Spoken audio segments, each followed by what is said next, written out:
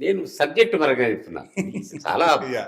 చాలా complicated subject, బరువైన subject, అరుదైన subject. Mm.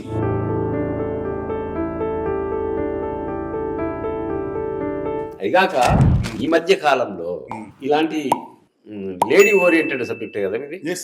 It's not only lady oriented. నేనేం చెప్తానంటే సంపూర్ణ కథ, కుటుంబ కథా చిత్రం.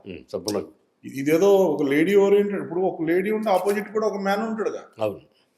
ఇప్పుడు విమెన్ లోనే మెన్ ఉన్నాడు కదా, విమెన్ నుంచే మెన్ వచ్చాడు కదా. ఆ విమెన్ లో ఉన్న మెన్, అలానే షీలో ఉన్న హీ, ఆమెలో అతడు ఉన్నాడు, ఆమె నుంచే అతడు వచ్చాడు.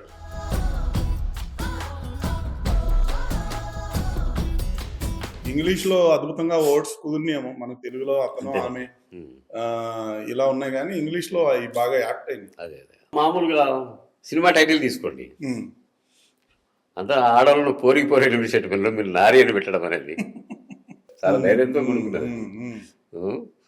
దీంట్లో ఆమెని తీసుకోవడానికి కారణమైంది అసలు